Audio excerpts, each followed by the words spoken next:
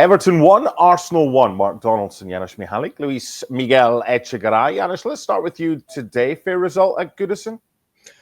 Yeah, I mean, when the sun comes out in England, the football stops, right? It's like this every year. It's like very good. It was a bad game. I mean, just really, somebody's forcing us to talk about it. I'm joking a little bit. Good to have a job, but I mean, the bottom line, it was bad. I mean, the message was sent, obviously, by Miguel Arteta that he felt obviously that the team he's put out is going to be good enough, and perhaps it should have been good enough. But obviously, with an eye on Real Madrid, which okay, fair play. I mean, Liverpool is going to win the title. They made it easy for Liverpool. Now they don't have to win at Fulham. I think we all know who's going to be winning the title. So you can spin this in every way, but I just think that if you Arsenal looking ahead of Real Madrid, and even for the fact of putting some pressure on Liverpool, winning keeps you sharp, keeps you focused, and it's good for everything. So to some degree an opportunity lost, but for me, Arsenal, nothing special today. Got roped into the chaos and physicality of Everton, and it's 1-1. I don't know what you get out of it. I mean, not a lot of happiness ahead of Real Madrid for sure. Yeah, well summed up with humor as well. So it's a point for Everton they would have taken before the game, LME, and for Arsenal it's no injuries, right? If he really wanted to win that game, Odegaard would have started, and he would have made one or two tweaks, and Raheem Sterling wouldn't have started. So it's the team he picked, as Janusz quite rightly said, to try and get something, to try and get a win. He didn't get it, but he got no injuries, and Everton got the point that they would have been happy with before the game. All those reasons inserted into the cauldron suggests that if you'd offered both managers this scenario pre-game, they probably would have taken it. Hence, that's what we saw. Well, I mean, David Moyes is Everton for sure. Since he's arrived, he's clearly rebuilding a foundation. So there's things to look forward to from the Toffees. A new stadium. I think they've only lost once at home since Moyes arrived as well. So, becoming that traditional, usual, physical, resilient type of Everton performance. From an Arsenal perspective, it was I agree with Janusz. I mean, the first half specifically, it was just so bad. And then, it was a regimental performance. You mentioned, obviously, the very important game against Real Madrid in the Champions League quarterfinals. That's obviously a big game, and it was very much mathematically poised, right? Mikel Arteta at the hour switched Jorginho for Martin Odegaard. By the 70th minute, pretty much the first 11 that's going to play against Madrid were out there on the pitch. Bukayo Saka got some minutes, etc., etc. So obviously that's what you can look ahead. But overall, if you're looking at the bigger picture here, that's Arsenal's 11th draw of the Premier League campaign. To put that into context, last season when they also came second after Manchester City winning the Premier League, they had 5 draws last season. This is 11, and we're not even finished with the campaign. So that to me speaks volumes of who Arsenal need to be going forward. If once again, as we have said, if they want to win the Premier League title, and today was another example. We can obviously, and I know you're going to ask it, have a discussion about the penalty, and I have my own thoughts on that. But it's just 11 draws in the Premier League campaign, and if you want to win the Premier League, it's just not good enough. Yeah. Let's talk about the draws, Janusz. That's 22 points that have gone a begging. That's 11 games in which one more goal would have been enough to win the game. There's plenty points in there that would see them top of the table if they turned the majority of those draws into victories. Is it as simple as saying if they'd had a striker, if they'd created more, then they would have turned those draws into wins? Because as LME said, from 5 last year to 11 this year, you cannot afford to do that and win the Premier League. Yeah, I suppose. I mean, it's been something that we've talked about it, right? And for the sake of the discussion and narrative, if you want to be a top team winning the Premier League and big trophies, you need to have a stud. You need to have somebody that you can count on game in and game out. And that's simple. And really, this is maybe not the time to talk about what they need in the future, but it's as simple as that. I mean, Arsenal, most likely, third year in a row, they're going to be second. So they're close. And what's going to take them over? It's not just the striker, because I do think they need another stud in the midfield as well. I think Odegaard, when healthy, is great, but I think he showed that, he may be physically not the type of player that you can count on all the time. So they need a number of players, but they need to do it. They need to do it immediately to turn the draws into the wins, because I think the next season is going to be the last when they're going to have a chance at that. I really do, because, you can push only for so much or for so long, for so many games, right? For players to have that true hunger. I mean, Arsenal aren't an old team, but I think some of these players are going to wonder, is it going to happen for us, right? And all it takes is to lose. Saliba is going to be, thought about by big teams. There's some other players that are going to have interest. So I think that this year it's an opportunity lost. I mean, it's a massive loss. This was the year because of the drop off of some of the big teams, and look, Liverpool took advantage of that. Nobody thought this was possible. So, quite right. I think that the lack of goal scorer is an obvious thing to say. Everybody's saying it, but what am I going to do? Make things up? I mean, it's clear and obvious. Clear and obvious, by the way. We'll get to it in a second. Indeed, you're on form today. 6 at home, unbeaten now, Everton, LME.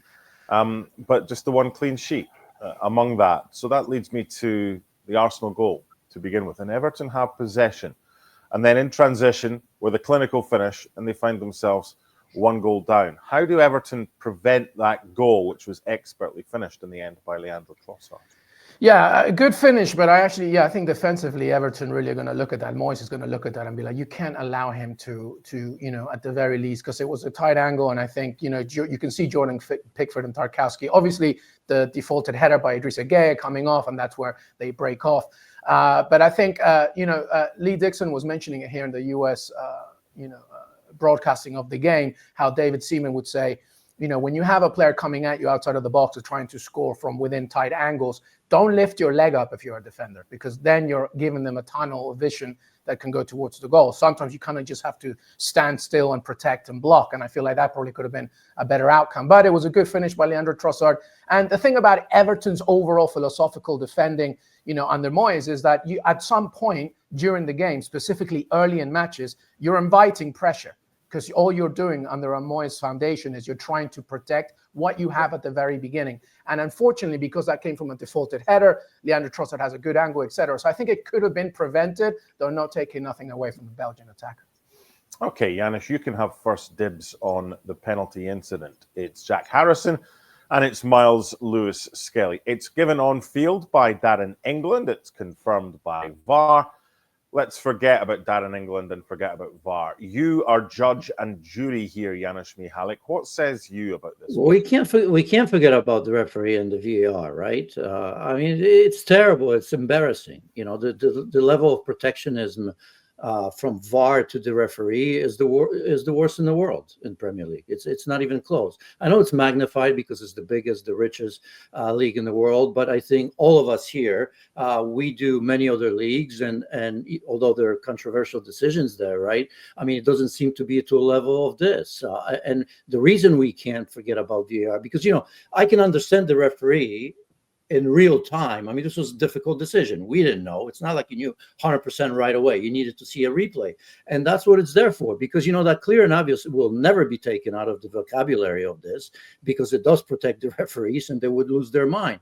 But I mean, this is the one where you kind of look at it and then you call the referee to the monitor, because no way in the world this was a penalty in any shape or form. And we see this over and over. We saw Tarkowski against McAllister, who shouldn't even be playing in this game, had another bad foul, if you remember, towards the end of the game, got a yellow card. And the number of examples there, it's incredible. So, I don't know how they fix it, but it's absolutely awful. And as I said, it's embarrassing because we see it so often.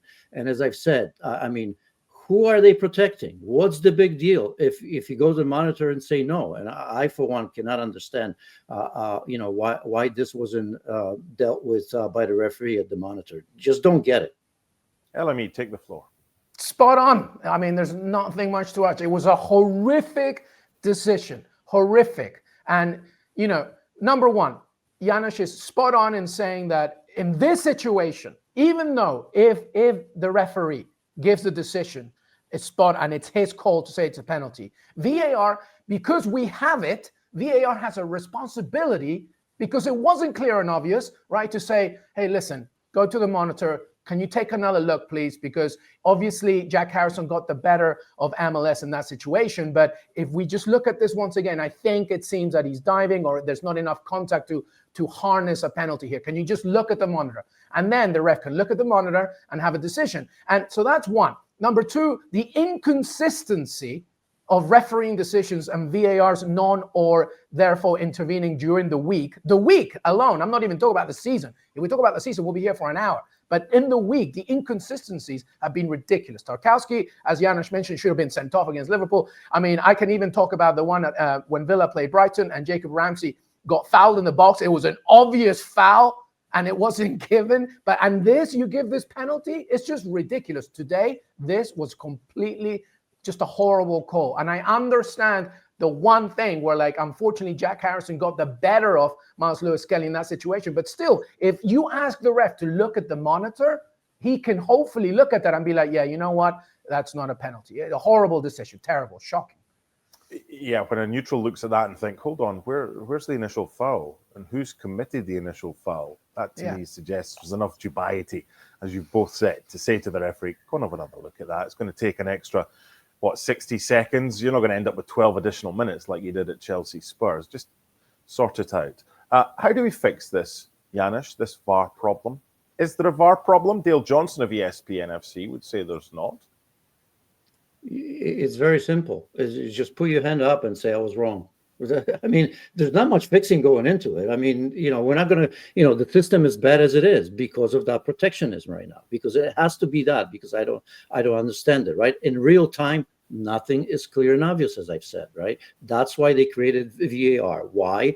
Because these decisions, and we're only talking about 2 or 3 different decisions, offside, red card, penalty, they're too important. There's so much writing on this, right? I mean, for us, okay, we can get past this. If you're not an Arsenal fan or Everton fan, you can care less, right? But it is such an important thing because it can decide titles and, everything else, promotion, relegation, and all that stuff. So it's just, nobody's going to hold it against the referee if he makes a decision, even if it's 2 or 3 times in a row. And in the end, he says, you know what? I was wrong. Because we all understand that the game is so fast that you can't tell. None of us knew for sure at the moment that was happening. Was it a penalty? Was it a hold? Who was holding whom? Was it before? Was it after? We don't know that. And we understand how difficult of a job the referee has. So double down on that, to be wrong in the first place, and then for VAR to go and tell you, no, you were right, when everybody knows you were wrong, that to me seems absolutely crazy. That's why the system is bad, and it makes you wonder why it's there in the first place. LME, have we seen a decline in the standards of refereeing since VAR was introduced? And I'm talking about refereeing where VAR is involved, because in some FA Cup ties, and if referees referee in the Championship one week after being in the Premier League the other week, then they don't have VAR to fall back on. Has that led to a decline in overall refereeing standards because of VAR, in your opinion? Yeah, possibly. It's a good point, because, once you introduce VAR, now you're adding more cooks in the kitchen, and therefore you are not giving the responsibility fully on the main official. And that's a problem, because ultimately, let's remember, VAR is just people in a room. So, what is that saying? A camel is a horse made by committee. I mean, it's having a go at the camel a little bit, but there's a point here. Too many people are making decisions and therefore not giving enough responsibility to the main official, which, to your point, can mean there can be worse refereeing. To answer the other previous question that you asked, Janusz, the only solution that I may have, and I don't even think it's one just because it's so overpopulated, but, I've always been kind of a fan of maybe introducing this challenge system where the main manager can have a challenge a half. And so, for example, in that situation, if Miguel Arteta is saying, listen, I don't think that was a penalty, ref, can you look at the monitor? Then because of that challenge, they can look and maybe something can happen. But aside from that, the issue is that VAR, unfortunately, has overwhelmed the complexity of refereeing decisions, meaning that the main official, to your point, now has lesser responsibilities, is relying on this right? And less enough of making sure that, just the simplicity of the rules can be amplified. All right, Janusz, Tuesday night. Let's move off the VAR because you could be here all day and have steam coming out of our ears. Arsenal against Real Madrid. How do Arsenal approach this? Real Madrid shortly take on Valencia. Conceded a lot of goals against Real Sociedad, even though they went through in the Copa del Rey semi-final. It's at home for Arsenal. You don't really want to go to the Bernabeu chasing and trying to get goals. You want to go there with an advantage. So what's Arsenal's best game plan to do that? Be themselves, attack. I mean, they're not going to change the identity, right? I mean, it's always risky, I suppose, against Real Madrid because they can play every which way. They can possess, they can attack. They feel so comfortable, as we've seen it over the years, and even this season on the counter as well. They've done it in England already with Liverpool. So but I think at the end of the day, I mean, for me, such an underdog Arsenal against Real Madrid, who, by the way, they're not having their best season ever, but they have so much going forward that that can, obviously they're capable of beating anybody on a day. But I think if you're Arsenal, you have to look at that first leg and you got to say to yourselves, we've got to give ourselves a cushion. And without that, it's so difficult going back for a second leg to the Bernabeu. As we all know, there's something magical, not just about the team, but obviously about the stadium and what they're able to do, especially in the second leg, even if they lose the first game as well. So if you Arsenal, I mean, this is it. This is the only thing you have. So, no regrets. I know it's simple to say, but you really, really have to go after it. And then at the end, even if they come up short, you can look at yourself in the fence. We'll appreciate the fact that you've given, all you had and not being pragmatic in any way. So I don't see that because that's not Arsenal anyway. But really that first leg, I just go after Real Madrid. Okay, I'm just checking when Bukayo Saka came on against Fulham. It was the 66th minute. So he got 24 minutes plus added time in midweek. He came on at half-time today, LME, so he got 45 minutes. Is that enough game time for you to be able to start him if you're Mikel Arteta against Real Madrid? I mean, it's tricky, right? Because now you're talking, as Janusz was mentioning, not just anybody, but Real Madrid. I think now, huh? It's not tricky. You have to play him. You have to start him. No, it's tricky because he's coming off a very serious injury. What happens if you start him and then because today, by the way, season's over. What are you saving him for? Yeah, can you let me talk? Okay, so when Bukayo Saka came on today, there was a moment where he was walking gingerly and just being hesitant. So I'm being careful. I think he's going to start it. Would you start him? Because Janusz has clearly said he's going to start him. So would you start him? Yeah, I think overall I would. Because of I think so, especially just because the first game is at the Emirates, and this is it. This is all Arsenal have to play for. And I think that Mikel Arteta is the type of person that's already said, look, I've given you minutes against Fulham. I gave you a whole half against Everton. That was always going to be the plan. And then we've got a few days to figure everything out, and let's see what you do in the first leg. So I think Bukayo Saka will start. The reason why I said at the beginning it's tricky, it's because he's coming off a major, serious injury. But as I was going to say, because it's such a big game, the biggest now, because the Premier League title is done, you have to play him. Look, here's the problem. Gabriel's absence to me is the biggest issue here, because you need leadership when you play a team like Real Madrid, especially at the back. And he is such a force at the back. And him not being there is a major, major problem. So everybody else has to pick up that slack, because the strategy of Mikel Arteta is not going to change. The philosophy, the way they play is not going to change, right? But you need to stand up now and be counted, because you're playing Real Madrid. I don't care how they play throughout the season. They're Real Madrid. They can wake up like that. So Arsenal really have to take advantage here. Yeah, Janusz's point about what else have you got left to play for? This is everything. This is the Champions League. This is the main thing you're going for. You're right. You get an hour out of them because you're not suddenly going to get 90 minutes out of Bukayo Saka. They play 8 days later. They've got Brentford in between. You can maybe have him coming off the bench against Brentford and start him in the second leg. So, yeah, I'd be surprised if he doesn't start. But I want to go to the other end of the pitch, Janusz, for Arsenal's defence. Knowing what they'll be up against in Real Madrid's attack, which can score from anywhere at any time. Ben White came back today and played an hour. Now, Ben White started off as a centre-back and was moved to right-back. So you have the option of Ben White or Jakub Kiwior, someone you know well, at centre-back alongside Saliba. And if Timber's available to start, you could play him at right-back. Or do you think it's the same back four that starts against Real Madrid that we saw today at Goodison Park? Well, I mean, Timber will likely play, although he's clearly not 100%, right? We saw that over international break, against Spain as well. Came back, played a little bit, but had a nag, didn't start. So, but I think the fact that he started today, he's going to be at right back. Decision between Ben White and Kiwior. I mean, Ben White hasn't been playing all that much. Neither has Kiwior as well. I think, we all remember that Ben White was a center back and became a right back. I just think that he goes with Kiwior. A tough choice here because I don't know how much he truly trusts him. And I do have to admit, not just for Arsenal, but for Poland, he's been how do I put it? Quite indifferent, right? It feels that there's always a mistake or two in him right there. So I don't know what he's thinking. My gut feeling tells me that you stay with somebody like Jakub Kiwior, who today had a pretty decent game, actually, right? I mean, it's going to be much different when you're facing, Mbappe, Vinny Jr., Rodrigo, most likely. I know he's not starting today, but most likely he's going to be there, and Jude Bellingham coming in from the midfield. So, that's going to be a problem for the whole back four, not just a decision between Kiwior. And as LME has said, you're just not going to replace Gabriel no matter what you do there.